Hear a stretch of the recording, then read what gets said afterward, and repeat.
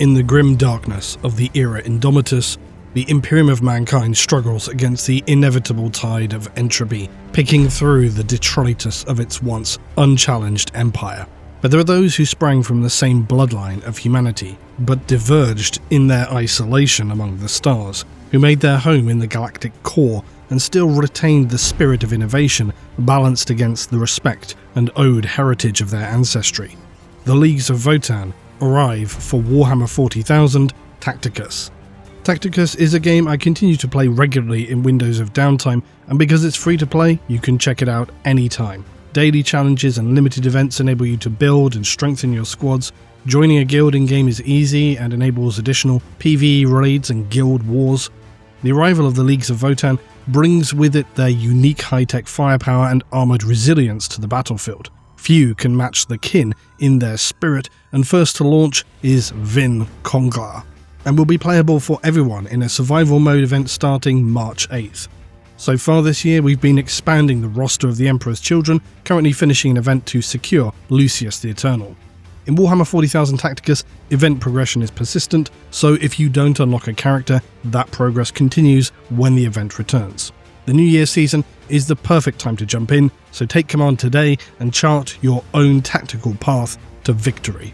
Snowprint and Tacticus are long-time supporters of the channel, so please do me the favour of clicking the links below or scan the QR code on screen now to join the ever-growing community of Tacticus today.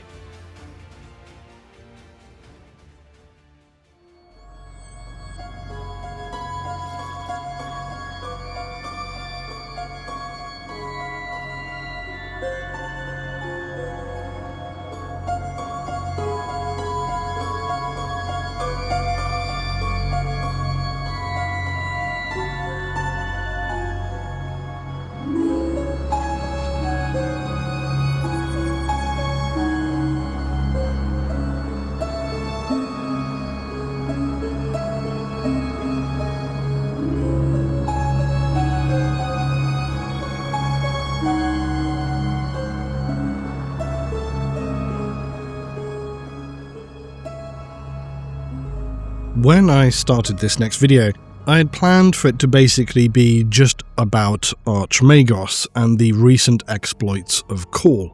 As is typical for me, it's ended up a more sprawling ramble about the Heresy and Indomitus, and then Cawl and his whole saga. Hopefully you will find this interesting. I even mentioned some current issues about other stuff with GW as well. But I figure I might cut and add more detail to the stuff about Indomitus later as its own smaller standalone video. Anyway, let's just begin.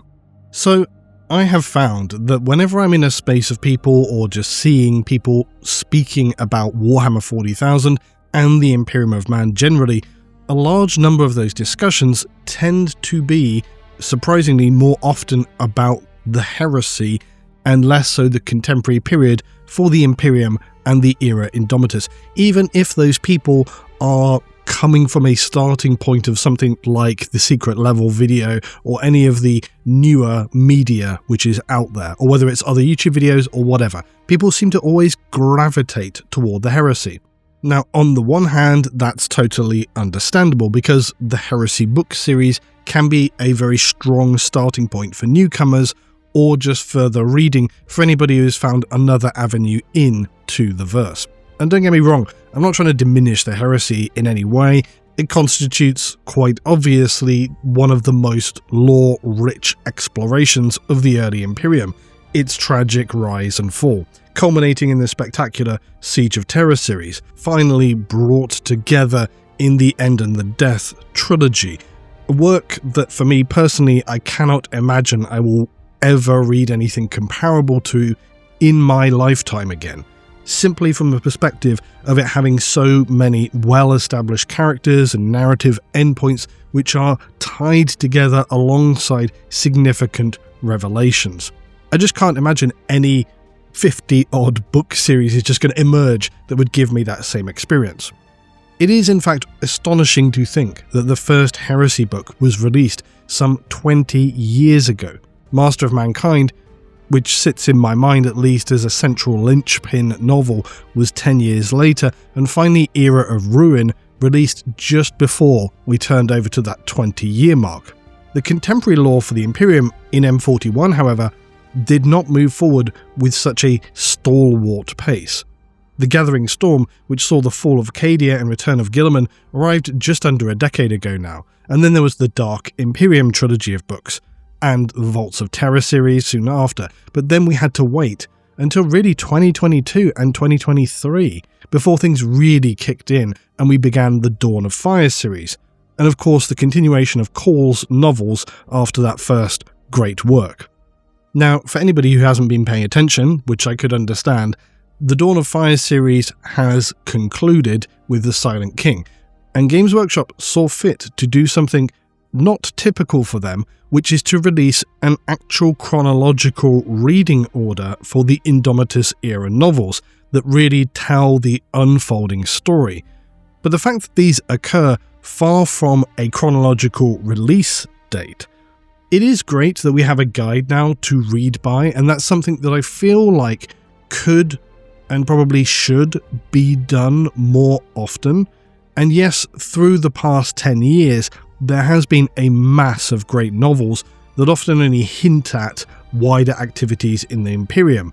And that's something I talk about often, where really you'll have like a whole book, which is interesting of its own, but there will be like a single paragraph or a single chapter which has massive relevance for other things happening. However, how the hell are you supposed to know where these little seeds are sown all through the lore? And actually that's one of the things which makes Warhammer 40,000 and just the lore so incredibly complicated. I often see actually people talking just in social media and stuff online or live streams, and one of those things is very often sort of, why do lore channels exist? Do these people know the lore inside and out? And it's like, yes, to a degree, but nobody can truly really know all of it. That's why you've got to do research still, because of how fragmented everything is, because of how it is just scattered through all of these different things. And it's not just novels, it's the campaign books and all the other stuff, the codexes. This stuff is just seeded. And so really, whenever I think of lore YouTube channels and this kind of thing, it's more like creating just distilled reference points for people. So you may well have read many Warhammer 40,000 books, but you might find watching and listening to lore channels still interesting, because theoretically people should be seeking out these little points of interesting information that you might miss, or just a single, for example, short story. You know, I've often talked about things like First Lord of the Imperium or Child of Chaos, and these little shorts get missed very often by people. The point stands, as I've mentioned many times, that 40k exists as kind of like this puzzle, this very confusing mosaic. And it's only in the past couple of years that things have been coming into something which approaches, in terms of the Indomitus era, a more focused perspective on just where things are going. And finally, it feels like the novels and the campaign material are actually being threaded into a pipeline that moves the story forward in a somewhat coherent manner. And I think that hasn't happened so much with the Indomitus stuff, because if nothing else, they had to do some small rewrites of like Dark Imperium and so on. And now you still have books that are from like 2017 coming at the end of that chronological order. So I think it gives you a good idea that it is quite confusing. So even as the Heresy has continued to be a significant and common point of discussion for veterans and newcomers alike, as a ravenous lore consumer, I couldn't shake away this gnawing feeling that many of the revelations and clarifications in the Heresy do at times feel somewhat moot. And I don't know if that's just me. It's not that they're irrelevant or uninteresting, but just less important, and perhaps it's only because, in my mind, these events are effectively historical. And knowing that, I'm just not going to be as surprised when certain figures disappear, or worse. It's been quite typical that a large part of the Heresy and what followed has remained scattered, as I said, through the lore of old codexes, sidebar references of material that is primarily 40k lore, until they were able to be placed in the context of an actual Heresy novel. But nonetheless, it all remains interesting, because it's not just necessarily about factually learning what happened to who and where. In fact, we often have those pieces already. It's more just arranging them, and this enables us to see more about the details that we couldn't see before. And by see, I mean experience through the eyes of others. How did it feel to be a traitor guardsman abandoned upon a world? A traitor running ground down by the fighting on Terra, only to be then forced to flee. The events and figures we already know are simply the monochrome outline, while the steady release of the novels and the campaign material illuminates these by adding colour to them. I think as the Heresy lore was released, it held something approaching continuity. It felt more directly engaging and poignant, as if you were discovering historical tomes and revealing their secrets. But now we've passed the end of the Heresy, my emotional connection with the material since has not been as evocative as I'd expected it to be. Not unenjoyable by any means, but nothing quite comparable to the conclusion of characters like Garrow, Loken, Sigismund, Malcador, and so on. And quite frankly, how could it hope to be? So yes, Ashes of the Imperium was interesting, Era of Ruin, but the stakes, while grave, didn't feel like a knife edge anymore, no matter how established.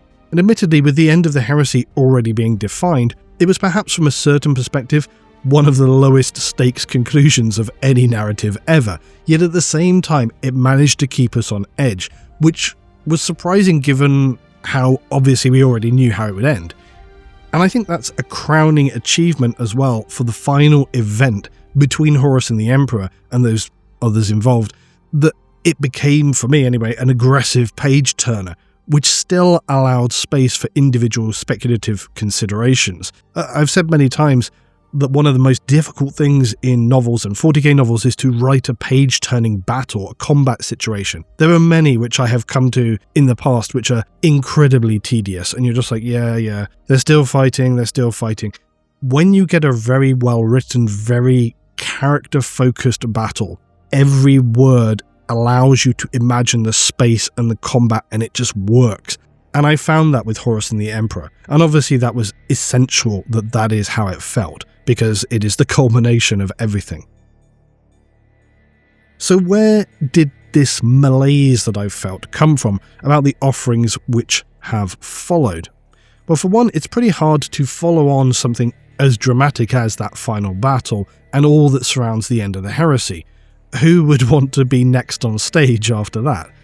But also, I think more simply, I've just been reading a lot of Heresy recently. I think in the past 2 months I've binge-read about 7 books, scoured others for references, and consumed all the new stuff that's come out. So yes, it's probably that is what's left me a little ashen and craving something more contemporary in the lore that theoretically has more at stake, yet remains consistently vague and open-ended, which, believe me, I know has pros and cons.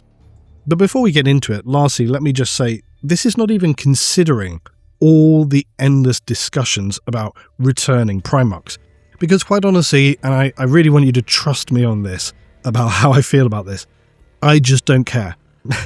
I just don't care which Primarch returns next.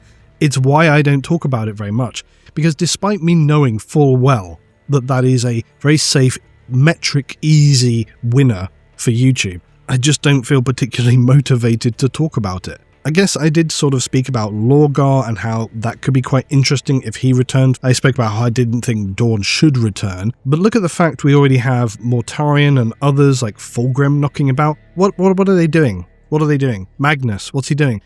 What are all these Primarchs doing? Nothing. Guilliman returning was a massive spectacle, but even that has slowly interested me less, because of quite simply, then you had the Lion, and his incomprehensibly low level of activity. So everybody seems very excited for these Primarchs to return, and I'm like, why? They come back and then they don't do anything. So far, no Primarch in M41 has really fueled my ravenous need for lore progression, and I want to caveat that by saying progression doesn't have to mean jumping forward to such an aggressive degree that characters end up, for example, getting just trapped or killed off because of some narrative dead end.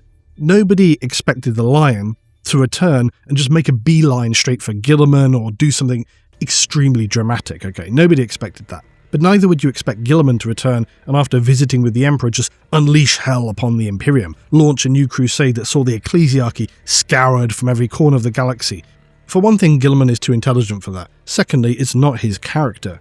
The Lion, on the other hand, as I've mentioned, remains to be seen. He's a dangerous unknown quantity given his past. Yes, people are saying, oh, he's a bit more passive and soft now. We don't know yet. We don't know how he's going to react when he finds out what's happening in the wider Imperium. But saying all that, in terms of sharp, unexpected developments, we've already had bloody Yarrick killed off-screen, sort of, but maybe not really. Nonetheless, still a disgrace. Then you've got the hot topic that I've spoken about before already, the lore-jarring neckbreak of, despite never having been seen in 10,000 years or anywhere during the Unification Wars or Crusade, now female Custodes, which has threaded a technical needle, but is simultaneously not fooling anybody, and really is their way of saying, look, we gave you this, but please shut up now and stop asking about female Astartes. That's really how it feels with that. And quite honestly, it's what I suspected for a long time, given the fact that they kept releasing new material in the past years which restated the fact. This was in I think one of the Heresy rulebooks about Astartes being male, etc, etc. They don't want to do it because they know it will cause a firestorm that they don't want. Plus, as I've highlighted, if they really did want to have female Astartes, they could have done it innumerable times by now. The Primaris being the very most obvious. Cawl could have just said, oh yeah, by the way, I figured it out. They didn't do it. And given their most recent statement, it seems that they strongly don't wish to. I think the biggest reason, and this is my pure speculation, is that I think they feel it would clash with the Sororitas. And I often see people talking about the Sisters of Silence as well. And I agree with that in one respect in terms of the Sisters of Silence coming kind of back and having more stuff. And that's, their character in the Heresy was always very solemn, strong-willed, masterful, just an entire level above much of what exists in the Imperium in the contemporary time. But lore-wise, the Sisters of Silence have been steadily diminished since the Heresy. The Custodes spent so many thousands of years in this deep depression, moping about on Terra, not sure what day blurred to the next with their situation with the Emperor. And the Sisters of Silence were, in this time, apparently just persecuted. There's a scene even where Custodes finds the remaining bones, or that they've been pillaged, I can't remember, of a Sisters of Silence. Much of her tomb has been violated, because the superstitious members of the ecclesiarchy just basically hate the Sisters of Silence. They see them as soulless, and that comes back to their pariah status, of course. They still do exist, of course, in M41, but they're nothing like they were in the time of the Emperor. Elsewhere, we've had campaigns, some of which were great, others missed the mark, like Octarius, which I suspected was going to be significantly more than it was, given the setup. Technically, it's still ongoing. It wasn't awful, it just didn't quite have as much meat on the bone as I wanted it to have. I really want just the thick Heresy Black Book's worth of material for any major campaign, and I get that that's not feasible, but that's what I want. Then you've had the Vigilus and Nachman Gauntlet series, which did tie in with the ongoing Indomitus Crusade, which I think was the best in terms of continuity and connecting with new lore material from the novels. Anyway, the point though is, stuff is happening, but it's just not necessarily where you might want it to be or in an ordered chronological way. In some respects, that's 40k, but that's pretty easy and dismissive to say. Guilliman returning to us astonishingly near 10 years ago now, a fact that I think I struggled to process at how fast time is moving. It's already been about 3 years since the Lion returned. 3 years! What's he done in 3 years? Mooched about and liberated a couple of planets. It's bonkers. Very recently in the 500 Worlds, we learned finally that maybe he and Guilliman might speak at some point. Perhaps in the future, probably in 2 years, I don't know. Guilliman has, at least in his returned period, activated the Primaris and launched a crusade to secure both Sanctus and reach Imperium Nihilus, and despite us having 10 years to do that, he's only just about to get there. So you might wonder, where have I been getting my lore development forward-moving fix from? It is, of course, from Archmagos BELISARIUS Cawl. I originally planned to just speak about Cawl, but then realised it would be far better to just put together something approximating a synopsis of the events generally concerning Guilliman, Cawl and Indomitus. Because without it, trying to understand where things stand currently in the Indomitus era is a little tough. And even though I did my best to condense things, it's still a chunk of lore, and you can well imagine just how much material this is covering. I had to omit a lot which, while valuable and great to read, doesn't necessarily add to the core timeline.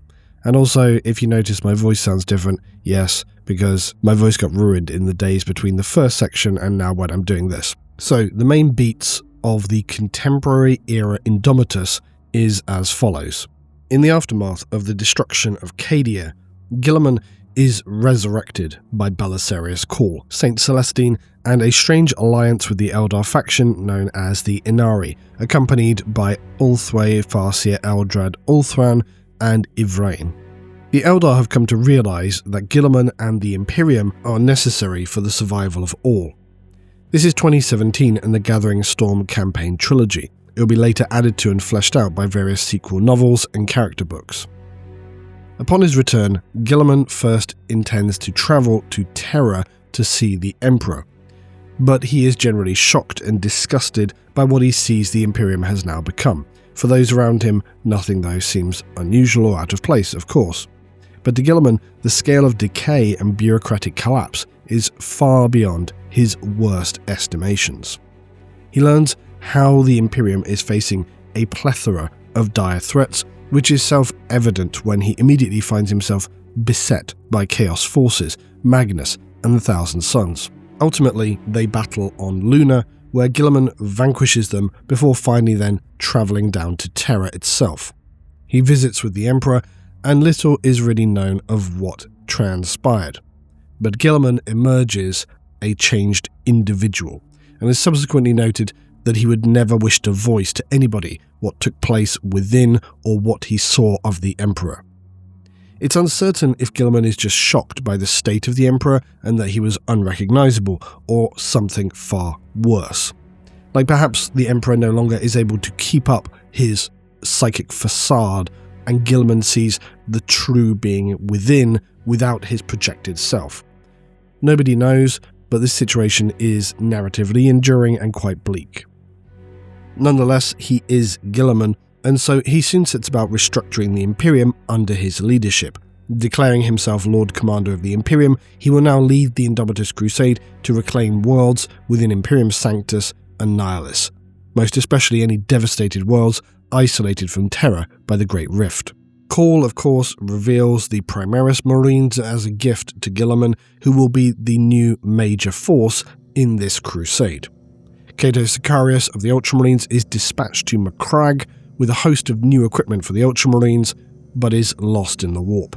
Guilliman tasks rogue traders with finding safe paths across the Great Rift, and their dynasties flock to that task with the goal of earning great rewards, of course, for doing so. The Indomitus Crusade continues, with the likes of Gathalamor descended upon by Imperials seeking to aid struggling survivors, dealing with the Xenos and Chaos alike, and that brings us to the time when the events of the Psychic Awakening and Pariah Nexus begin taking place.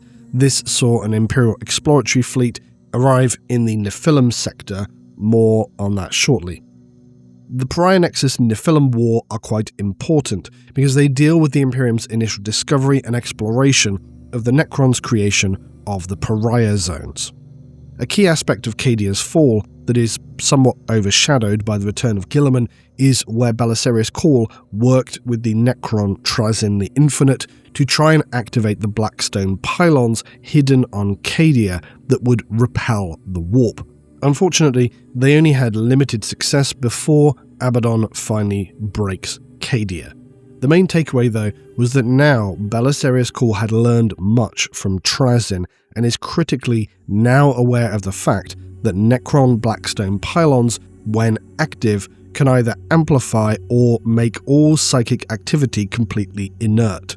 So much so that they can even actively destroy warp monstrosities such as demons, not just returning them to the warp as is the norm, but in fact erasing them from all existence. Most demons never really fear their demise, they just reform in the warp, but to suffer a true death, this is terrifying to them. Guilliman launches Battle Group Kalides of Fleet Primus as a reconnaissance force to see what's happening with this nexus. they soon discover that while it indeed strongly nullifies those with warp powers like Psychers and Navigators, the deeper into the Nexus they progress, they find it also has a slowly devastating impact on humans. For all humans bear some very low-level psychic presence, with their souls intrinsically linked to the warp, and so only the truly inert, dead beings such as the Necron or the Sisters of Silence, for example, can exist in the Necron's Nexus without any negative effect being felt upon them. As a result, the humans in the exploratory fleet suffer a slow, grinding insanity, insufferable migraines for weeks, fighting and general disorder break out. Slowly, their ships become entirely incapable of basic operation. The few among their crew who seem minimally impacted are those of the faithful, Sororitas, for example. Why this should be, though, remains unknown. In terms of chronology, this is where the events become especially confusing, for originally this was documented in Pariah, a campaign book from 2020, but then it would be some 4 and 5 years later before it's continued both in a campaign book and the final Dawn of Fire book, Silent King. So quite the spectrum of material for anybody following the lore to have to connect the dots. And really, the whole picture of a story, which started some 9 years ago, is only able to be really examined now. Realistically, I couldn't have talked about this with any real worth even a year ago. And basically, you've got the headache of continuity, which sees events from Pariah and Silent King occurring at the same time, which I really have no concept of how most people who might be interested in 40k are really supposed to know how to know that and source these things unless you are fully into it, a deep lore nerd. And most especially when you have then got books like Genefather, which is released 2 years prior to Silent King, which saw Cawl speaking about things which technically haven't happened yet in the timeline of the novel. So it all gets a bit eye-bleeding, and I hope you can appreciate this is why sometimes I don't speak to everything immediately as it's released. The entire Indomitus chronology is an absolute case study in why bandwagoning every new fragment of lore isn't necessarily the way when it comes to 40k. In and of themselves, they may be interesting, these little tiny fragments of lore, and they might provoke conversation, but in the bigger picture they're meaningless until you have the full context. And yes, a lot of corkboard lines and 3 AM research sessions. Plus, let's not even talk about the fact that Belisarius Cawl's great work technically comes after the Silent King as well. I could rant about this a lot more. Moving on. So we move into Silent King now. So there will be spoilers for the final book in the Dawn of Fire series, and to be clear, Silent King contains a great deal of lore progression. It also significantly ties together many aspects of the story that were until now all over the place. And just a reminder, this is basically a synopsis, a summary of key details which I think are relevant, so if I don't mention it, I haven't forgotten anything, it's just that I've condensed it down for the purposes of the core detail we're talking about. So a Mechanicus Archmagos, Sobal Fi, arrives to proposition Belisarius Cawl into becoming Fabricator General of Mars. Cawl refuses to see her and instead sends his strange companion, Kvo. She states that she's visiting with Cawl under the authority of the Synod of Mars. That's basically their governmental council. And Kvo states that no, she isn't. She's merely part of one faction within that, here for her own purposes. Kvo states that Cawl has no interest in her proposals, and so he has been sent to represent him. Sobal Fi explains how there is now disunity among those of Mars, and that if Cawl would just unite them, they could even then reign supreme as the true expression of humanity. She's alluding essentially to the Mechanicus usurping power over the Imperium. Kvo rightly notes, this would be civil war. The conversation descends and Kvo basically excuses himself. In desperation, she offers the fact that the previous Fabricator General was killed under seemingly mysterious or unpalatable circumstances. She tells Kvothe to relay this to Cawl, and that there are other things he still does not know, and that he cannot conceive of, and these are things that he should know. She even goes so far as to say that the time of the Emperor is coming to an end and war is coming to the Imperium, whatever he does. Kvothe simply states, "War is ever present." To which she replies pointedly, "Civil war." Upon leaving, the Archmagos is described as a gloating woman who wished for the worst to happen if only to prove her point, which I think is obviously quite concerning. Cato Sicarius is back now and serving as Guilliman's warden, mainly as Guilliman considers Sicarius to be reminiscent of the legendary Aeonid Thiel, read Know No Fear and Censure, so he spends a lot of time trying to mould Sicarius into something more than just an exemplary Astartes. Guilliman, though, remains unhappy about this pariah nexus, and he sees just how problematic this could be if it continues to expand and is basically unchallenged. So he decides that they should attempt to destroy the pariah nexus, and Cawl devises a plan to that effect, whereby they identify and will attack a planet known as 7-2, which they have determined is a nodal point for the nexus.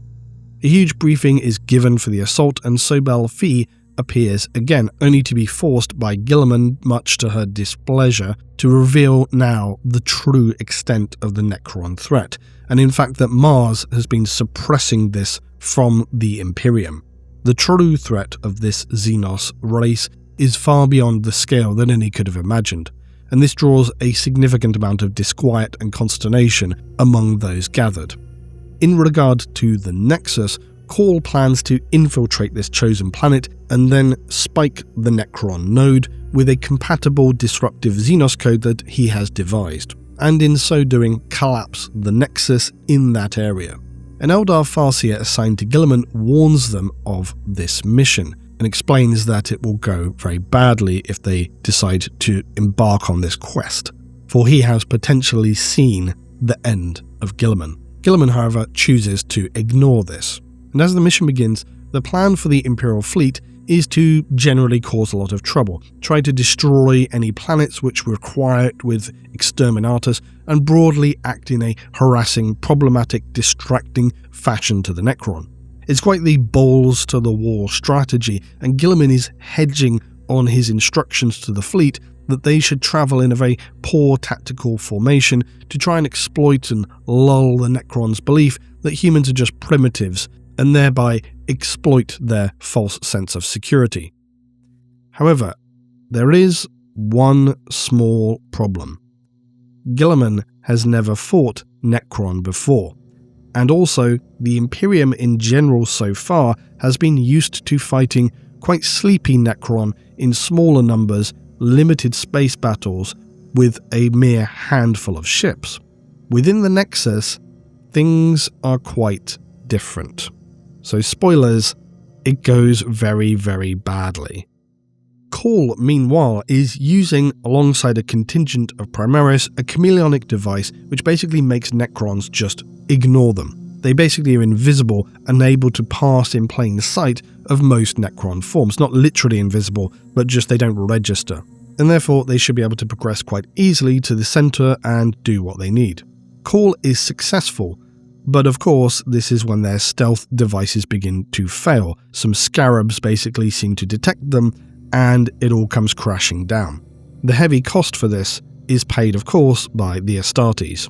But upon accessing the Necron interface, Cawl discovers more than he bargained for.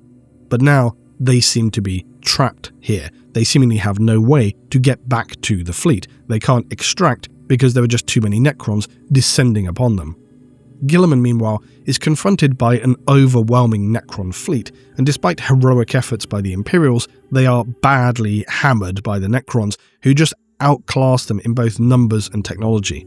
The Silent King seeks to capture Guilliman as well.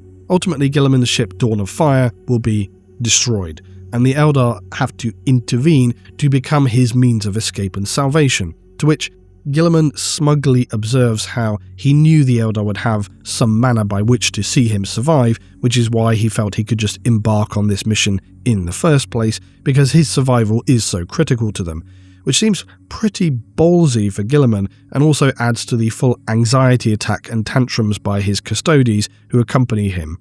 Cawl, meanwhile, identifies that within this Necron complex, what they're standing in is in fact a Pharos. Now, for those who have not read any of the Heresy material or limited amounts, the Pharos was a piece of technology discovered and destroyed upon the planet Sotha in Book 34, titled Pharos. The Battle of Sotha, and more importantly the destruction of the Pharos, is believed to have been what attracted the Tyranids' attention to the galaxy, and post-Heresy, Guilliman demanded that this Pharos be dismantled. However, unknown to the Imperium at the time, as the Necrons had not yet been identified or widely discovered, they didn't really understand what this was, who it belonged to, or even the fact that the Pharos, like all other Necron technology, could self-repair. And so, despite their destruction of it in the time of the Heresy, it simply began to rebuild itself, so that now, in M41, the Pharos on Sotha is fully operational once again. So Cawl's interfacing with the Necron nodal point on planet 7-2 realizes that there is in fact not one singular Pharos, but many spread throughout the galaxy, and that these are in fact a means by which Necrons can travel across the galaxy near instantaneously, among many other things. Having completed their mission in disrupting the pylon node and collapsing or disrupting the nexus in their local area, thereby rescuing the beleaguered Imperials who were overcome by the effects of the Pariah Nexus, Cawl uses the Pharos for he and the remaining Primaris to escape and essentially teleport back to an Imperial ship. In the aftermath of this, Cawl and Guilliman debrief. Upon his arrival, Cawl sees a vast artwork being undertaken aboard Guilliman's ship. It represents the 500 worlds. But not the 500 worlds that were reduced post-Heresy. This is a full and expansive realm of Ultramar, and Cawl notes to himself a deep sense of unease and concern about this. For one of the greatest criticisms of Guilliman has been by those who dislike his leadership and feel that he's going too far. Some even suggest he seeks to take control not under guidance of the Emperor, but in his place. Some think Imperium Secundus. Nonetheless, Cawl is very satisfied with what he has learned from Planet 7-2, and he feels that he is approaching a point at which he can in some form replicate now aspects of Necron technology that will be beneficial for the greater goals of the Imperium. Guilliman is less pleased at having taken catastrophic losses and essentially have to flee, but it also allows him to realise that continuing to try and destroy the Nexus is just not a viable strategy. So what they decide upon instead is informed by the fact that on the peripheral boundary of the Necron's Pariah Nexus, this region affects humans far more minimally. The stilling effect doesn't degenerate humans. In fact, it stabilizes warp travel significantly, making moving around for Imperial ships faster and very safe. Plus, it obviously weakens Chaos forces considerably. So based on this, they reason it is better to just contain the Nexus by using its effect to their advantage than launching any further major assaults. Cawl, meanwhile, identifies 108 Beta Calipus 9 system as a location he wishes to test his practical experiments now with Blackstone, and this location is otherwise known as the Pit of Raucus, for this is a system which features a small and stable warp rift. Notably, the planet here is occupied by Iron Warriors and Wordbearers, so Cawl and Guilliman both observe that if they were to attack this world, the Chaos forces would in fact be very unlikely to guess at just what Cawl is attempting to do. It will just look like their crusade is doing what it already should. At this point, Cawl also states that he feels reasonably able to construct a version of Necron pylons from Blackstone, but what he lacks is the coordinating coding. Essentially, he feels like he's got the hardware design down, but he lacks the software to operate a pylon system, so securing that is going to be significantly problematic. Guilliman tells him that they need to secure the Attilan Gate, which is another crossing point through the Great Rift. The Nakmund is considered very dangerous and still relatively unproven, plus the issues that arise with Vigilus. Cawl explains that for all of this to come together, he cannot stay with Guilliman's fleet and must leave independently for a time. Guilliman isn't very happy about this because he knows Cawl's inclinations and tendencies, but nonetheless it is what it is. It's the only way to achieve their goals in a reasonable amount of time. So Cawl sets to leave, and this is where he gifts his abomination of the Cawl Inferior with Guilliman, along with a large part of his own fleet's assets like Skitarii and Knights. I also love a part where Guilliman is describing how the Knights that pledge themselves to Cawl might not be very happy about him leaving them behind, and Cawl just says, "I am going to retain a lance of them. I'll lay it on thick about secret missions and high honours. They love that kind of thing." It's a very cool statement because it has this heretical dismissiveness that you constantly get with Cawl. He just mocks all the pomp and the ceremony of imperial culture. He doesn't have time for it, all their decrees and gestures. It's all just basically whitewashing pointless nonsense, a waste of time. And that when it comes to much of the Imperium, Cawl understands that it's very easy to just smokescreen them with shiny ceremonies and a lot of words, which is just all very, very comical. Cawl and Guilliman part ways, and that's Silent King in a nutshell. Bizarrely though, what comes next for us, and as I was talking about earlier, we have to do a U-turn and rewind to the Dark Imperium trilogy from way back. So while Cawl travels off to learn more about Necron technology, this is where Guilliman returns to Ultramar, suspecting that Mortarion and the Death Guard are about to unleash some sort of horror here based on the reports he's been getting, which is of course what happens. First though, Guilliman and the Indomitus fleet assault that planet of 108 Beta Calipus 92 that Cawl had expressed an interest in. Now, concerning that planet, it's confusing again because it's spoken of at the end of Silent King, but it's dealt with Guilliman in Dark Imperium, and then we return to it in the latest offering of Archmagos. So there's a lot of switching back between older and newer books if you want the correct continuity. Essentially though, the Imperials secure the planet, for now. Guilliman then returns to Ultramar, where I will again heavily condense the events by just saying there's a plot by Nurgle to kill Guilliman, with the godblight plague being created by Nurgle demons. Meanwhile, planets of Ultramar are being consumed by disease and corruption. The plot is quite stretched across 3 books, but essentially Guilliman is able to ease the corruption and ultimately fights Mortarion. There's also several subplots, of course, one of which being a religious figure, one Frater Matthew, which even now, many years later, I can recall as being, for me, the more interesting plotline within the novels.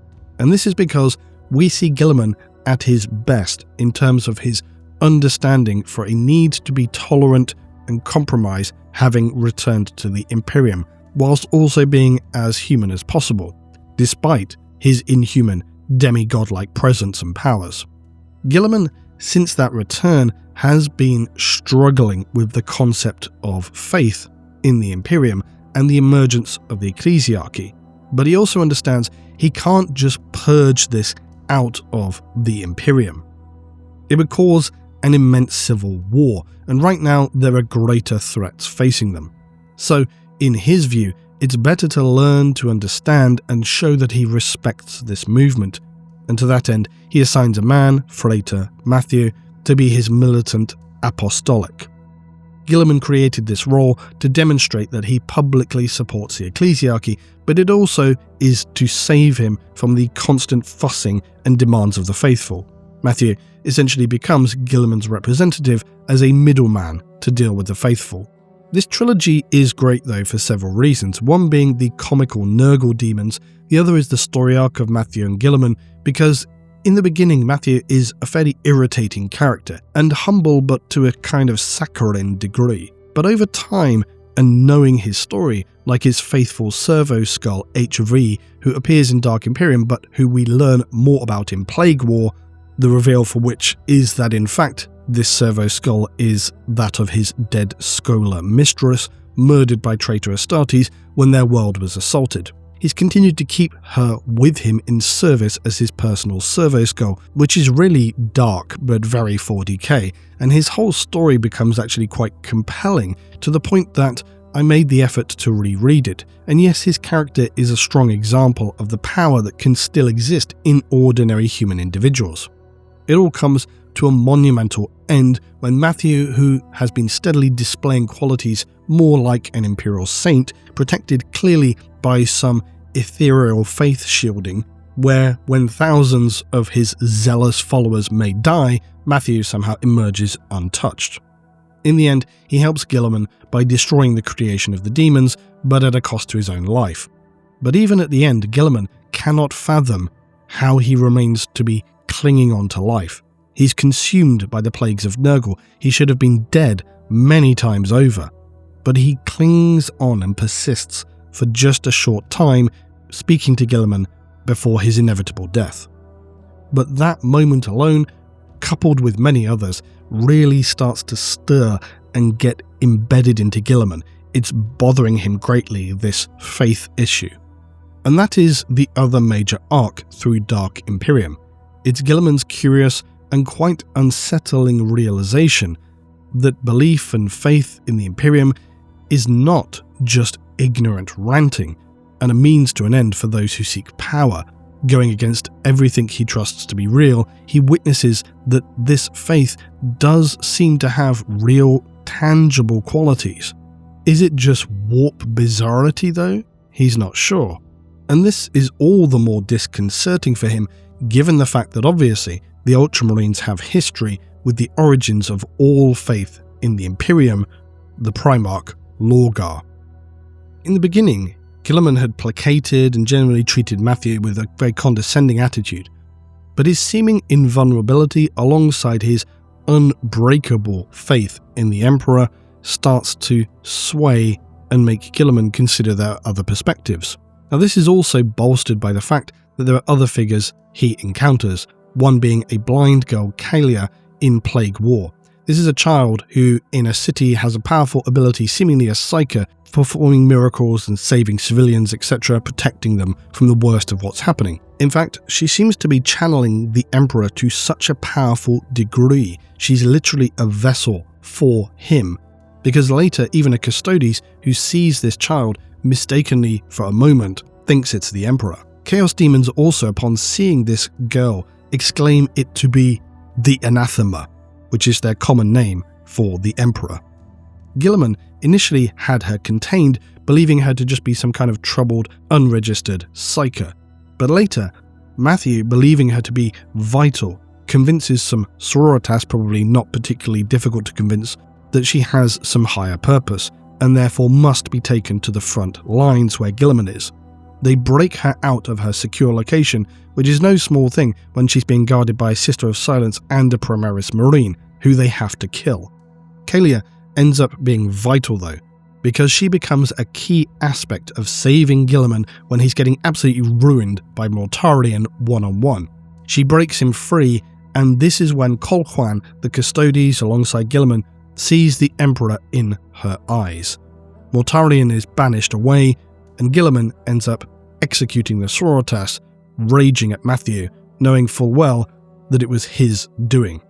But the death of the girl and her abilities continue to raise unwelcome and very problematic questions for Guilliman. Ultimately, the trilogy is about Guilliman grappling with the spiritual issues within the Imperium, and it leaves him in this place where he's really uncertain of how to approach things. It even leads him toward potentially re-evaluating his own views, and shockingly, it's revealed that he even has a copy of the Lectitio Divinitatis, the seminal religious work of Lorgar, and he discusses the matter of worship and religion with Idiane Nataze, the emissary of Eldrad Ulthran. Clearly, the experiences he has witnessed leave Guilliman with very deep questions, and he begins to probe the bizarre, quite probably very heretical Call Inferior for the meaning of the Emperor's return, along with spiritual matters and other significant questions.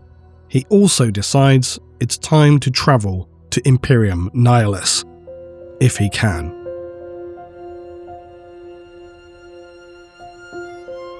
Pausing on Guilliman for a moment, we return to the perspective of Belisarius Cawl, and this comes to us through the novels The Great Work and Genefather. Now, both of these books deserve full dissections, but for now, as I've said, I have to condense and omit a lot, especially with Great Work, because I don't want to go into the origins of Cawl. It's just not necessary for this subject today. At its most straightforward, Cawl travels to Sotha to examine the Pharos, or what's left of it, only to find it now completely operational, and this is where he gets his galactic map of all Blackstone. Unfortunately, whilst delving into the noosphere of the Necron data complex, Cawl unwittingly comes across a C'tan shard, and is forced to submit to this C'tan Zarlash, who has been held within the facility. They are somewhat cooperative with Cawl and essentially demand for him to set them free, but Cawl, being the genius he is, ultimately deceives the C'tan in typically flippant fashion, destroying the Pharos and teleporting Zarlash across the galaxy. Cawl walks away with this Necron galactic map of Blackstone, but he will later reveal he gained far more than this. Nonetheless, securing this information is vital, as Abaddon is essentially destroying any and all stores of Blackstone that he can find. Directly following on from this in Genefather, we see Cawl gather together a meeting of multiple Mechanicus representatives. He has a proposal, and if they will aid him, he promises great reward. What he seeks is for them to devise a means by which he can reach a time-locked planet, which he believes will contain the data he needs to activate his own pylon network.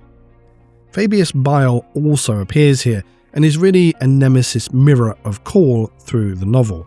Bile considers Cawl to be something of an equal to himself, and that in many ways he sees Cawl as acting just as he, but that he cannot bring himself to admit it, which is hardly a statement you'd want to be throwing around when you're already regarded as a heretic by your peers. Fabius was already beginning to experiment outside the boundaries allowed by the Emperor before the heresy came to its conclusion, and he had long held the belief that similarly to Cawl, humans should be able to experiment and devise their own ever greater creations and iterations of themselves. To that end, Fabius has a vested interest in Cawl's work, specifically the Primaris and Alpha Primus. Now again, there's a lot of amazing stuff in Genefather, it's really good, plus a plot which ties into Archmagos, where we see a dark Mechanicum figure emerge, that of Columbari Ennis. In Genefather, he is securing an ancient android form from Fabius. Also, Cawl has made his own version of the Cawl Inferior, but it's Guilliman, which is absolutely hilarious and insane. If Guilliman ever found out about this, it would be the end of Cawl. But of course, Cawl doesn't even seem concerned about this prospect. So he gathers his Mechanicus peers and presents to them his great proposal, which actually becomes more of a debate about Cawl, because his entire presentation does not sit well with all of them.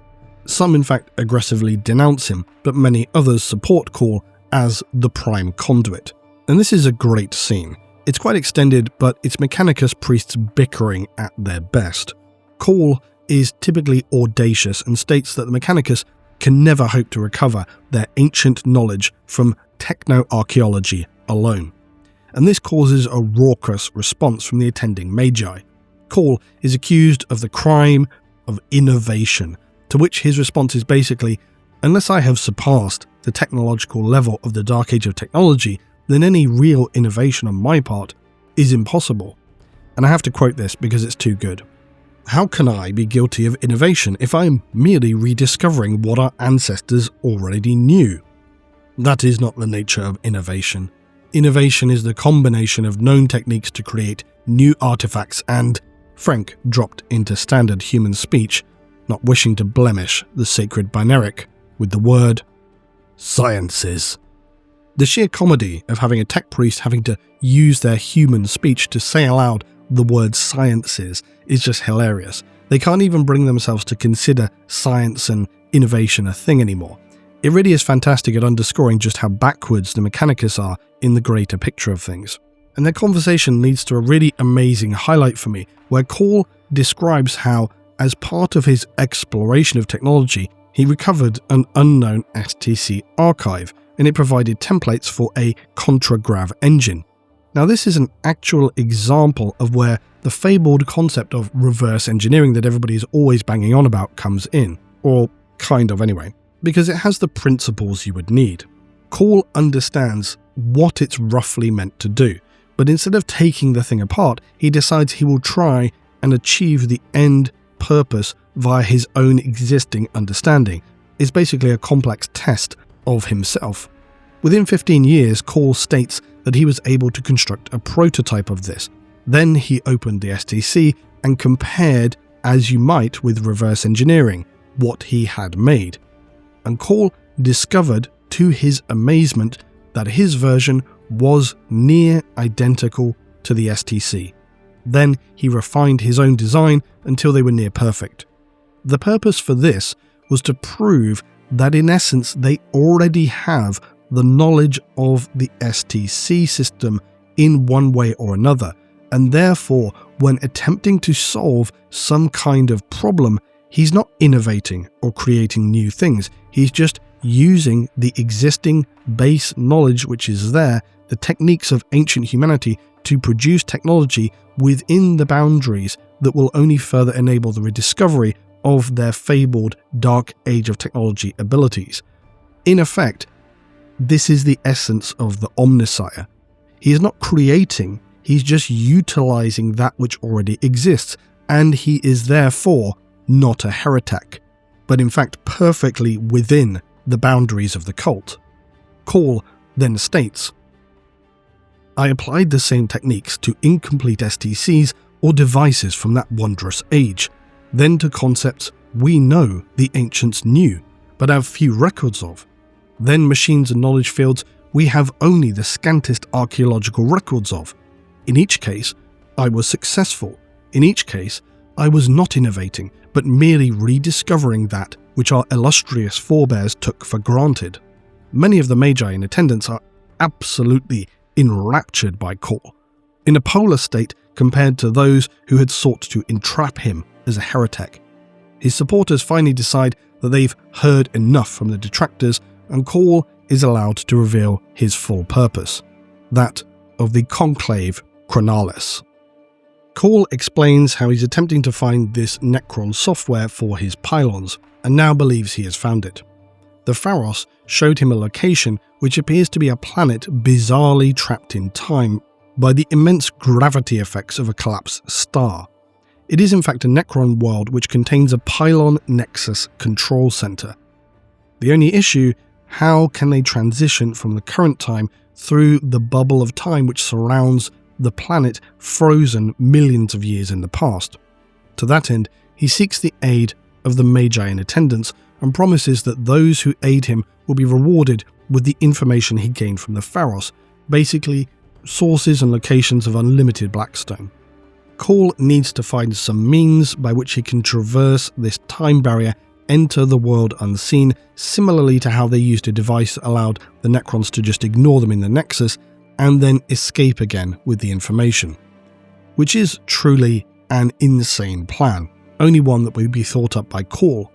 And we also learn to this end that he has captured a Necron cryptek, one who has become in some respects another companion, with whom he converses regularly, and this Necron has a quite bitter and unsurprisingly contemptuous view of Cawl. She considers him to be brutish, primitive, and ignorant from the perspective of a Necron. Yet Cawl is purely constantly amused by her, pointing out how she might well call them primitives, but he's not the one being held against their will right now. It really is very comical. Things come to an endpoint when Fabius Bile appears aboard Cawl's ship, and Cawl believes Bile wants the Sang Primus Portum device containing the pure gene stock gifted to him by Guilliman that allowed the development of the Astartes and later the Primaris. But he realizes too late that in fact, no, Bile is not after this at all. He wants Primus. Primus is again Cawl's bodyguard, strange Astartes creation, somewhat suspect. Fabius successfully extracts Geneseed from Primus, but he doesn't kill him, and Cawl seemed genuinely emotionally concerned about that prospect, which is very unusual for Cawl. He and Cawl hold a brief exchange where Fabius is explaining how he admires and is impressed by Cawl's work, especially Primus. He asks Cawl what Primus is, and we get something of an explanation here, but I'll come back to that. Now, before Archmagos, we return once more to Guilliman, and this really is only to observe the fact that he, in the timeline, did manage to travel into Imperium Nihilus. He arrived at Baal to find it under attack by both Tyranids and Chaos, his fleet obviously set to work in assisting the Blood Angels and their successor chapters from destruction, after which Guilliman meets with Dante, who is then appointed as Regent of Imperium Nihilus and given the resources to aid his efforts in that respect. What was most notable, outside of some details in the campaign, is the final conversation between Dante and Guilliman, because it gives again a lot of humanity to Guilliman, and Dante is especially surprised at how human the Primarch is. But before he would return to Imperium Sanctus to continue his work, Guilliman sets Dante a task beyond just being a warden of Nihilus. Guilliman describes how they need to stop prioritizing the strongest over all others, that cruel worlds create cruel men, create cruel lords, and so on. That if their worlds, Imperial worlds, are as hellish as that of the Warp, why wouldn't those who spring from there naturally lean toward treachery? He tells Dante they must bring up these new worlds and make them better. Essentially, he's telling them to look after the citizenry, make worlds which are more humane, more hospitable, more like Ultramar, basically. After this is when the Lion returns in Son of the Forest, and at the end is where you see the Blood Angels arrive, with Dante speaking to the Lion and revealing that Guilliman lives. Then finally, we come to Archmagos and Cawl's Bonkers plan. So I will just reiterate that all which follows hereon is very obviously spoilers for the novel Archmagos, and I mention that as this novel came out barely 2 months prior. So after Genefather, Cawl is intent on travelling to this Necron world, which is in the close proximity of a collapsed star and whose immense gravity is keeping it in this distorted time bubble. It should have been sucked into the event horizon of the star, but Cawl has noted that this is no planet, but indeed a world engine. These are basically an artificial Necron planet construct, and they have been seen before by the Imperium. It's about as terrifying as it sounds. There are of course multiple plot threads, as is typical with 40k novels. One involves Space Marines, one with traitors, and then one with Cawl. I'm still mainly focusing on Cawl because the others are relevant but not critical for what we're considering today. One of our first characters is Solana. She's a member of the Machine Cult, but not a tech priest, and with only a few modifications and augments. She's also a founding member of Guilliman's Historitors since his Indomitus Crusade began, and that is why she's here to document Cawl's activities. Another Magos of Mars is along for the ride, Eremenitas, who is a heavily augmented member of the Machine Cult, and her companion/warden, yet is quite the reverse of Solana, and barely human at all. He sits atop a heavily tracked unit and does not require sleep. He's far along the path of becoming a complete conversion to machine, somewhat resembling those very heavy battle servitors used by the Mechanicus. Time has moved forward now, and Guilliman is not happy about how difficult it has been to communicate with Cawl and get him to respond, and so has instead sent the two of them to report back on his progress. Despite Solana's initial concerns, Cawl does not refuse to see them and meets her in person, but only so he can highlight how tedious and much of a waste of time this all is. Still, he accommodates them on behalf of the Primarch and will of course answer everything she asks, if only so that Guilliman's concerns can be met, and hopefully then he will just leave Cawl alone. Cawl explains that happily his research has allowed him to so far successfully replicate the technology of the Necron pylons. His might be less sophisticated, but they're still effective. And as I already noted earlier, Cawl's issue is that the Necron software to unify the pylons and have them function properly is really what's missing. Unfortunately, he has assessed that the only best chance to secure this is back on that planet trapped millions of years in the past, and he believes that they'll be able to secure uncorrupted code here that is not being diminished by millions of years and thus more suitable for his needs. It will be more fresh, for want of a better word. So having secured assistance from 2 Forge Worlds specializing in temporal technology, he now has some experimental, read heretical, technology that he believes will create a localized bubble of normal time around them, thus allowing them to access the world engine, extract the data without the Necrons having any awareness. And in some respects, this is just a more complex version of what they already performed in attempting to disrupt the Pariah Nexus. Meanwhile, in our Space Marine plot, Tetrarch Decimus Felix has been sent by Guilliman to oversee the pylon tests and close the warp rift known as the Pit of Rorkos on the planet home to the Wolfspear chapter, Ulfheim. Then our other plot concerns the Dark Mechanicum and Iron Warriors, the previously noted Columbardi Ennis, and one Warsmith Kravarek, who is not in a good place politically with his warband. His fellow traitors have very high expectations for him to basically achieve anything at this point, otherwise it looks like his warband might disband. The one thing I enjoyed about this is it gives the perspective that many Chaos Marines are just at a bit of a loose end, unless they're serving a higher figure, because they seem to fight amongst themselves, they don't really have a clear direction, and you would imagine that this is quite typical for Chaos Marines in M41. Warbands since the Heresy have waxed and waned, they've collapsed and united, and many of them don't really know what they're supposed to be doing. Kravarek can feel his authority is about to collapse, and so is hell-bent on a gamble with the Dark Mechanicum.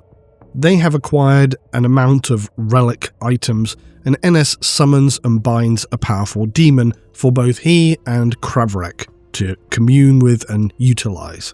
That demon is Vashtor the Archiphane. Cawl, meanwhile, comically continues to refer to Solana as Guilliman's spy, which continually irritates her. She insists strongly that she is nothing of the sort.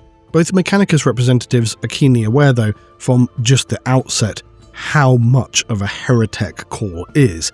In fact, it's so much so, it catches them entirely off guard about how he is in reality versus the rumours. He even actively jokes and derides Mechanicus dogma in terms of its absurdity and hypocrisy. So after outlining his plan that Solana doesn't really feel too confident about, they now make their way to try and deploy to the Necron world, with both Magi, Alpha Primus and of course Kvro in tow. The journey to the world is really good. You get this sense of how disorientating moving across time in millions of years might be, especially for Solana being more human, she really struggles. The traversing to the planet and some of the time bubble stuff reminded me a lot of the TNG episode Timescape, where they experience localized temporal bubbles which shift or slow time, eventually finding the Enterprise frozen in time, and then they have to use localized fields to operate in that space, which is very similar to what Cawl is trying to do here. Solana is still unclear though just how all this is supposed to work, to where Cawl reveals the most comical part of the whole adventure, the captive and very, very unhappy severed head of Cryptek Aseneth Ayu. Her role is in projecting this temporal field around them, thereby allowing them to traverse through the world. The only problem is that anything within their bubble as they move around would then become active as if it were the present, including any sentient creatures. Aseneth and Cawl are one of my favourite things because they bicker with each other like a married couple, and it's very entertaining, and I need to illustrate with just a small quote starting with Solana speaking. "A Necron," she said, "this is your device." "Solana of Mars, may I introduce Aseneth Ayu." She wasn't very cooperative at first, so I had to make some modifications to her neural networks. Oh, and cut her head off. "She should do what we say now, won't you?" The Necron's eyes fill with a cold, green light. "I despise you," she said, hatred dripping from every word. "I know, because you keep trying to kill me, but that's all fine," said Cawl. Asenath is specifically a chronomancer, and their entire discipline is time-based stuff, and hence why she's perfect for what Cawl requires here. And Cawl has promised that if she cooperates, he might consider reattaching her head to her body, and not just disassemble her. Another example from Cawl here. "Now, please begin the operations we discussed, Chronomancer." "I hate you," the cryptek said. Her vocal apparatus had to be malfunctioning, her voice so distorted, a probable side effect of decapitation. "You already said that," Cawl said. "Begin your work." In their banter, I truly love how Cawl is just so dismissive of her aggression. For me anyway, it's very funny stuff because the delivery is so very dry. Anyway, our characters progress through the world and get an opportunity to witness some fascinating aspects of the war in heaven, although of course, sadly nowhere near any scale of detail that we would most likely wish, because Cawl and his team are on a very tight schedule. But they do get an opportunity to, for example, see a dead Eldar, but notably their armour is without any spirit stones, because in this time spirit stones were not necessary. And if I had one major criticism of Archmagos, it's in this time, because this is really the opportunity within the lore that I can't easily imagine we could have again, other than, say, Eldar flashbacks. I wished we had seen more that dealt with or alluded to how Eldar functioned in this period, especially their souls, most especially how they fought. We could have done so by encountering a dying Eldar perhaps, or maybe even someone of higher significance for just a moment. Perhaps to get some sense of how they fought, what scale of engines they deployed, and if in fact the Eldar was something approximating Psychus Soul batteries for their most immense weaponry. Perhaps even something that vaguely gave a crumb of a clue to their mythology. But sadly, none of that. Eventually the team reach the nerve center of the world engine to access data, to which they find bizarrely another group of crypteks, who appear out of place and time as well. Asenath speculates that they have also come from the future to try and access the data here, but to what end she doesn't know. She and Cawl agree that likely one of the crypteks has failed to sync their time bubble, and so it has failed, trapping them seemingly frozen in time. They consider that if they can identify the one who failed, they might be able to pass by and then access the data. Except of course, Asenath attempts to betray Cawl, expanding her bubble and bringing all the crypteks into her present. She screams at being held captive by these primitives. Cawl just tuts at her and notes that they will talk about this later. So Primus charges in, smashing in and dealing with the situation. But not all are immediately hostile, and as Cawl has discovered with the Necron, combat is not always the only solution or option. So interestingly, a cryptek assessing them notes how their physiology is so feeble, it's undoubtedly why they have artificially adapted themselves. But when it looks at Crow, it asks Cawl, "What is this?" To which Cawl just says, "Oh, he's my friend, he's not important." That Necron cannot figure out what Crow is, and others like Solana are also bothered by him. And that's a very intriguing question, because Crow has always seemed just like some kind of genetic clone or perhaps cyborg creation of Cawl. But now it seems like he is a more mysterious figure. Is he in fact an AI? Well, Crow says he is not. Seemingly then, no one really knows what the Crows are other than Cawl, and that he keeps remaking them. The Necron cryptek and its Pharaon, as seems ever more common, don't really seem to see Cawl as a threat. They're more just interested as to what they could possibly be here for, because they see humans as being so beneath them, they're not really a threat, they're more of a curiosity. We also learn that Asenath's dynasty, unbeknownst to her, actually infected this cryptek, Susek's dynasty, with the Flayer virus, and so they are in fact here to try and secure similarly uncorrupted code in an attempt to cure the Flayer virus for their dynasty. And this leads to yet another comical situation, where Asenath had been so wrapped up in wanting to escape the humans, she failed to consider the fact that being of a different dynasty to the crypteks here, and of that which supposedly caused them to be infected with this virus, they are in fact more hostile toward her, where they are just indifferent really to Cawl. They truly hate her, and so they decide to leave her with Cawl and just allow him to do what he needs, so long as they can also get what they need.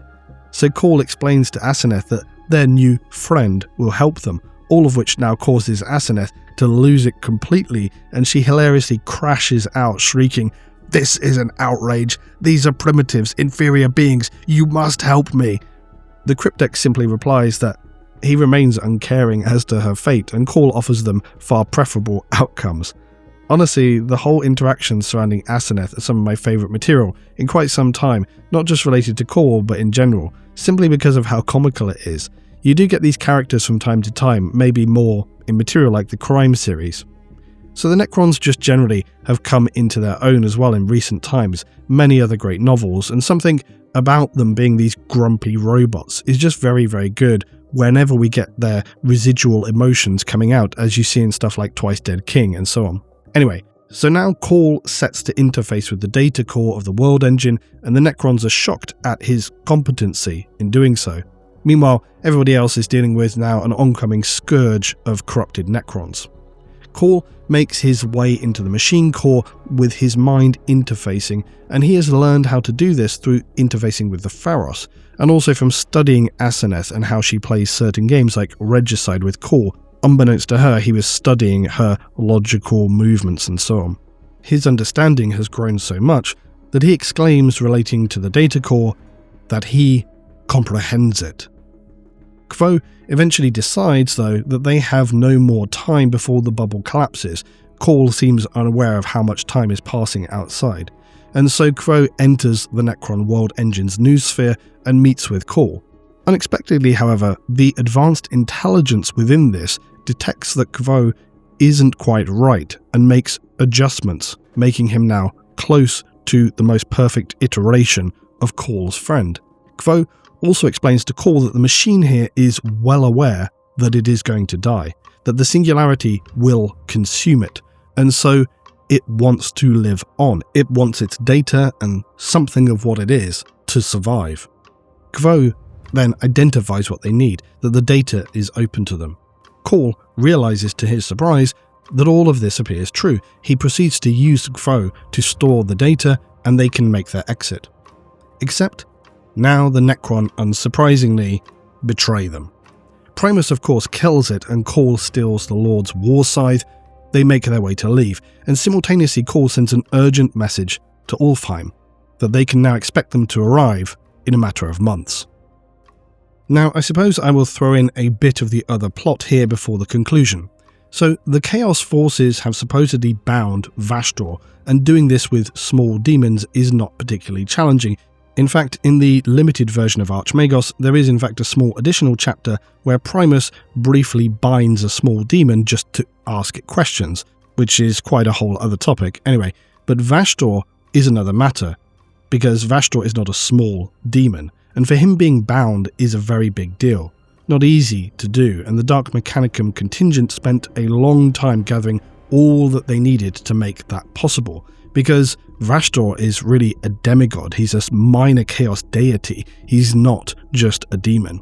And consequently, this means because of how difficult it is to bind him, he is basically obligated to follow the will of those who brought and bound him in real space.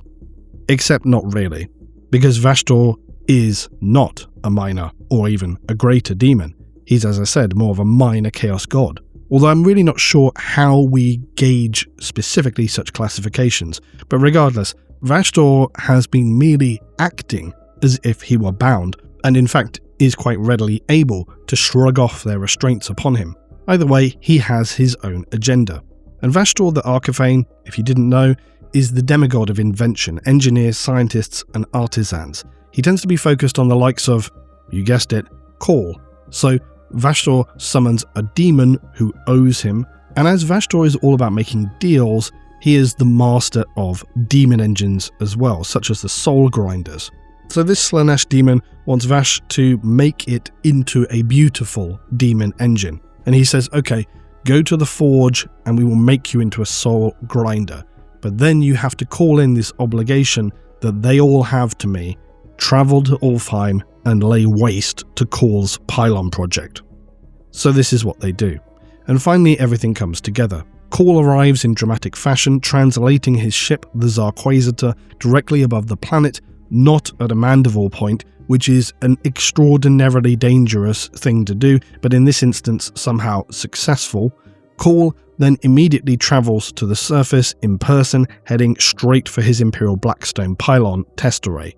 Meanwhile, Chaos forces are now quickly overwhelming the Imperials. Vashdor's Soul Grinder army engulfs them. Felix is left battling on with one Enthragor, the first and supposedly mightiest Soul Grinder demon engine, and it screams to him that it is basically undefeatable, as would many demons. A Knight Armiger, though, intervenes from nowhere to save Felix from his moment of death, but at the cost of itself. Then, with the Soul Grinder bearing down on him still, Felix's time seems limited. Cawl demands Solana to record his process for historical record and of course what is to come. This is her primary purpose, he tells her. Then he activates the pylons. Contra-empiric fields, basically anti-warp, expand at a geometric rate, causing a feedback loop between the 8 pylons. A massive expanding null field is projected from them, and the forces of chaos are not prepared for what engulfs them. Solana herself is also nearly floored by the overpowering stilling effect. She feels her soul is dragged down. Immediately the demons react. Soul Grinders are panicking, being shredded by the field's effect. Their false flesh is turning to black sand. Their machine constructs drop dead to the floor, melting, rusting. Space Marines, humans and night engines are all affected too, in varying levels of distress and confusion. Astropaths, navigators, psychers all have it worse. Some even die or blinded by the intensity of the field. The demons, though, are the ones who truly feel fear, for they can sense that this is not just an anti-warp weapon that will banish them. This weapon can erase them from existence forever. The majority of them are extinguished from reality. A few escape to the warp to tell of this new horror. Enthragor, though, attempts to finish off Felix, the Tetrarch. Screaming, forcing itself against the wave which steadily tears it apart, it melts its weapons, it strips itself down to nothing, before finally it explodes and is banished from the Materium and presumably for all time. With things now a little calmer, Cawl now will recalibrate the pylons so that instead of an expanding wave, it becomes a spear of concentrated null disruption and is being aimed directly at the warp rift, the pit of Rorkos. Cawl is elated to see that by some miracle, his mad plan seems to have actually worked. The lance of energy hits the warp rift, it swirls in a vortex, and in a very short space of time, it's simply gone. The planet is now secure and sealed from the warp. Cawl takes time, now that all is safe, to make his adjustments, his calculations, take readings, fine-tune the null field. He wants to understand what is a permissible level for the pylons to operate at without having an unduly severe impact on humans and humanoids. The Necrons, of course, don't care about this, they can just turn it to 11. But for the humans, he wants to do this while the pit is still contained, and it presents an opportunity to gauge what level he can operate his field at, without the warp rift reopening when the energy from the pylons is too weak. And when he's done this, to the astonishment of all, the pit of Rorkos remains sealed, and all the humans are fine. Cawl's plan has worked, and now, theoretically, the Imperium are capable of constructing their own Blackstone pylon network to secure travel across the Great Rift via the Attilan Gate, and in theory, making new pathways wherever they want, even closing not just the Rift, but one could imagine potentially even the Eye of Terror. There's a small scene where everybody is congratulating one another, which felt to me a little bit like the end of a Star Wars, where everybody's just giving awards, having drinks and chatting, generally having a lovely party time. To be fair though, it's probably deserved, given what Cawl has achieved. In terms of Vashdor and the Iron Warriors, they very clearly failed heavily. So Vashdor now highlights to them back on the ship how he wasn't truly bound, and even though the Mechanicum tried to prevent it, he rips himself free. and that his true self is not even here, he's in Nihilus. He just needed this summoning ploy to be present across the rift. Kravrek's warband were already not particularly enthusiastic about this whole affair, but now they're seething, and when Vashdor reveals to them that Kravrek lied about getting orders from Abaddon, they're ready for a full and immediate mutiny. Vashdor also kills those of the Dark Mechanicum, including Columbari Ennis. However, despite it all, Kravrek succeeds in diplomacy and states that if Vashdor had just wanted them dead, he would have already done so. And with nothing at all to lose, Kravrek posits that they should make a new deal now, that his warband will fight for Vashdor and provide for him souls in exchange for weapons and technology, that they actually have value to Vashdor in real space, because otherwise he would have just exterminated them. But he also notes there will be no master here, no undetermined tally of souls to acquire. It will be a balanced relationship. Vashdor agrees, laughing, that he underestimated Kravrek, that they both shall have their fill and bring Cawl to heel. Now, of course, Cawl's success is undoubtedly and very obviously the most major plot point in Archmagos, and its implications are massive. However, there is one other that has been carefully concealed to the very end. As I said earlier, Cawl throughout mocks Solana as being Guilliman's spy, to which she always pushes back against that she is not. It seems to considerably irritate her, and it's why Cawl pushes her on it. I think ultimately she just understands it's part of Cawl's curious, jovial character. In the final paragraphs, we see her Magos companion Eremenitas making his way alone down into the depths of the planet's armory and forge. We've seen and heard quite little from Eremenitas in the grand scheme of things, but now we have with him an internal dialogue. He considers quite disturbingly how Solana and Cawl are made for one another, in that he sees her in fact as being nearly as heretical as Cawl. She shuns augments, she has an overtly human character, her tolerance for the activity and the innovations of the Prime Conduit. He reflects how his tracks are far superior to her weak and pathetic legs and knees, that the flesh is weak.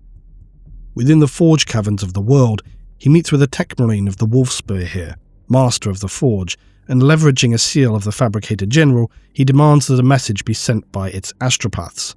Tonight. He invokes the treaty between Mars and this forge, and that no other could read this even if they wanted to. But in return, he will keep the forge well supplied. He states this message must be sent secretly, but as if it were being sent normally by the forge to Mars. And with that, Eremenitas turns to leave. The conclusions are vague, but I think quite obvious.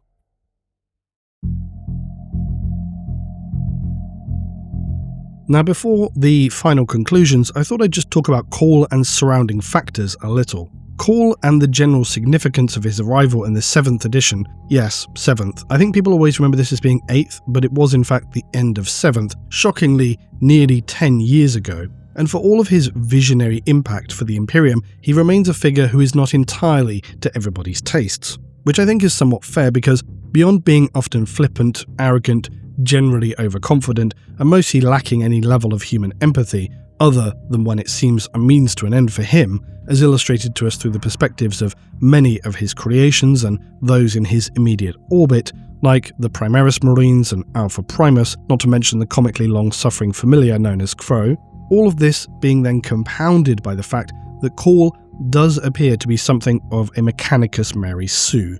He is Cawl, he can do anything. It's even his own catchphrase, which is personally one of my huge dislikes with Cawl. It just feels so clunky, but I guess it's designed for him to reassure those around him or something. But with all that in mind, for as much as I appreciate and enjoy Cawl, one point that really irks me is how he speaks with so many phrases that feel to me as British as they are unlikely. So much so, in fact, that I've sometimes struggled to drive from my mind the fact that Cawl throws out expressions that are used with regularity by my mum, which causes me to be in the middle of reading about the Prime Conduit of the OMNISSIAH, and then a bizarre mental juxtaposition to be sure. But this is one of my continuing grievances with Not just this, but with the lore of 40k, it really prickles my skin. I hate stuff that pulls my immersion away.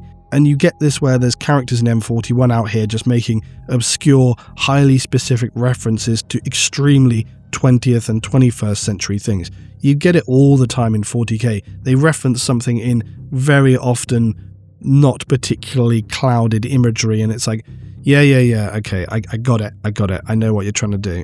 It's very absurd and immersion breaking. I do understand why they put these things in, but for me, I find it absurd and immersion breaking. The only sort of people who might have any clue about our period in history would be the Emperor and maybe Malcador. Cawl, he's old, his brain is this bizarre amalgam of personalities and historical data. Yes, he likely has within him scores of human archival cultural data, but when he says things like chop chop, come on if you're coming, or oh ye of little faith, or how about just this planet's toast? It's like, come on, where's he pulling this from? Before the dark age of technology, or did these sayings survive to the grim dark future? It all just seems really implausible. And like I say, I do understand it's designed probably to give characters a sense of relatability, to try and allow us to culturally anchor ourselves to these figures who exist so far out of our own time and experience, and that would otherwise be easy to forget that they were perhaps human at all.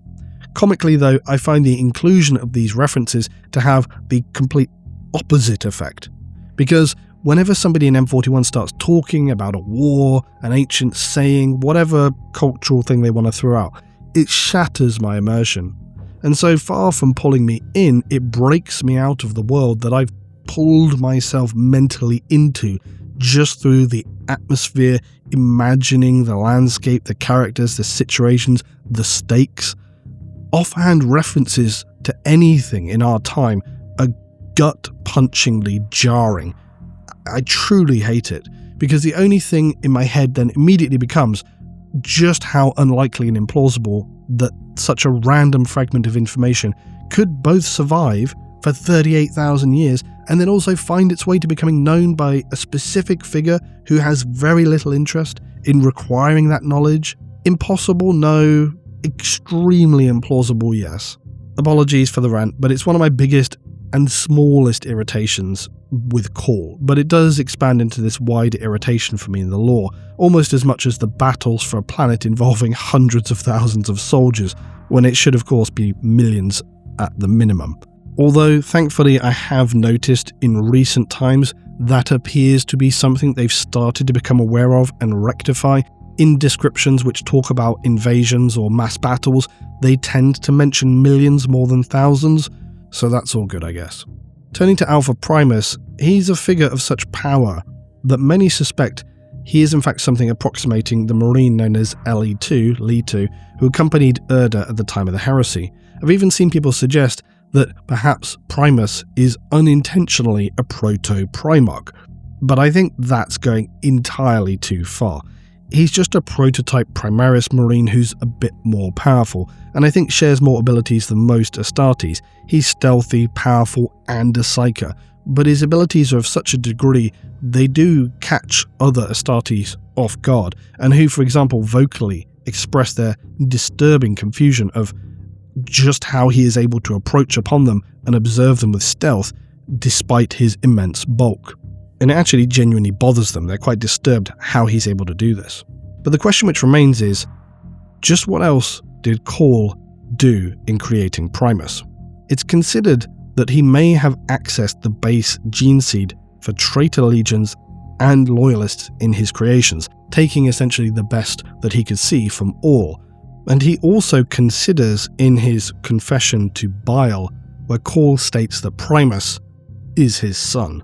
Now, he makes this statement in isolation without any other details, but we could perhaps suspect that Cawl may have created this singular Astartes to which he contributed his own genetics, which of course would be wildly out of the sphere of his permissions.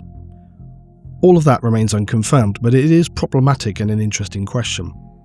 Then there are the Kvos. Crow, as we noted, is Cawl's recreation of a dead friend from millennia previous, and beyond his similarly out-of-place character in the galaxy of M41, he seems often all too friendly and less hostile than most. He seems very out of time. The most interesting thing with Crow, though, is how he troubles many Mechanicus who encounter him, as we noted, who they think he's an AI, but Crow regularly states very strongly that he is not. Then there's that intriguing moment, as we noted in Archmagos, where the cryptech is confused by just what Crow is, and Cawl swiftly moves the conversation along always when people start talking about him. Now, I don't want to overthink this because often the simplest answer turns out to be true, but the fact that a Necron cryptech can't immediately identify what he is certainly a point of interest worth remembering. I do love Cawl for what he represents in M41, a return to science and genuinely logical development. Guilliman is on board with Cawl because he does not see him as a heretic. He himself is thrust from the era of the Imperial Truth into that of the Imperial Creed. Yet for as invincible and infallible as Cawl can be, I do fear for him. I think his characteristics and success so far may well have been little more than well-timed luck. In fact, Cawl himself on numerous occasions seems astonished that he has survived. And Cawl is now attracting all the wrong attentions. And for as powerful as he may be, he is not omnipotent, prime conduit of the OMNISSIAH, or not.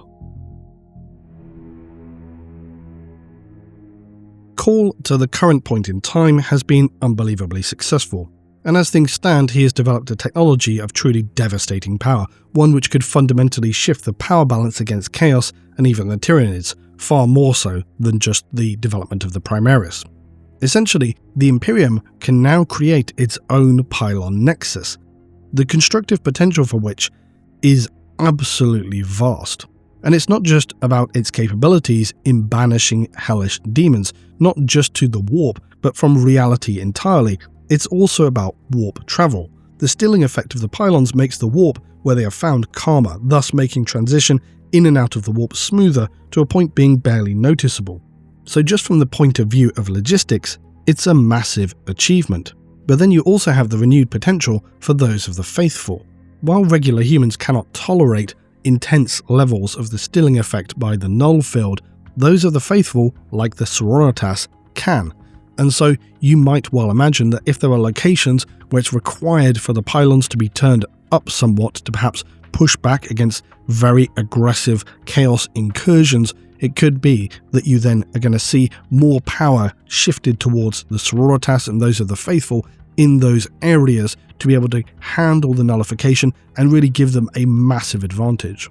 Then, of course, we have the other prospect of closing the Great Rift, or even just closing and stabilizing a large region of it, so that Guilliman can then mount a true massive crusade into Nihilus. So I think it's fair to say that Abaddon now has a lot to worry about, not to mention the return of the Lion on top of everything else. And yet with all that said, Cawl also likely has a lot to worry about. Far from being subtle in his approach to things, there's this growing dissent now in the Mechanicus. And if the end of Archmagos and some of the other earlier things in Silent King are to be noted, that outrage appears to be growing behind the scenes significantly. Then there is the warp itself. So far, Abaddon has been quite successful, but he was merely throwing his weight against the regular Imperium, locking down the Nachman Gauntlet, generally denying the Imperium Blackstone where it was found. Cawl is a different matter entirely. With his deployment of the test pylons, some of Vastral's soul grinders escaped.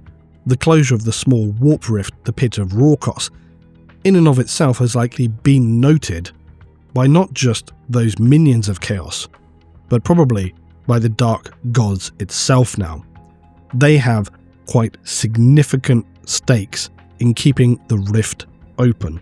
And I think there is no scenario in which they do not now begin to engage with some significant response to this, and moreover, to stop Cawl.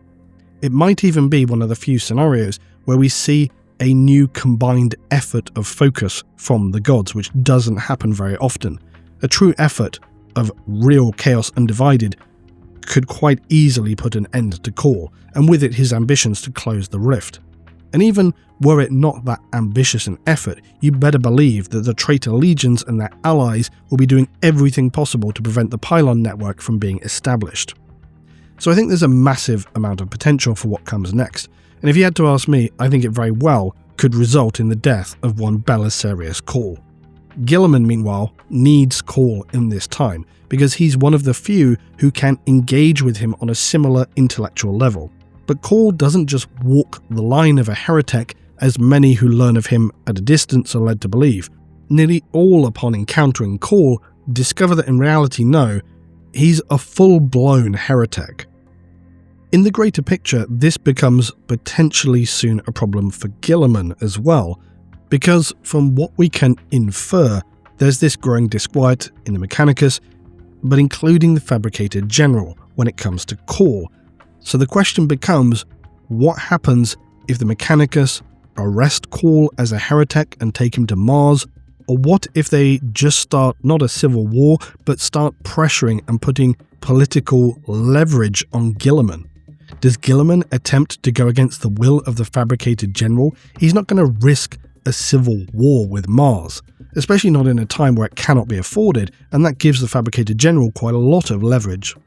Worse, you could see the prosecution of Cawl, and that could cause an immediate civil war within the forces of Mars itself. Forget about the wider Imperium.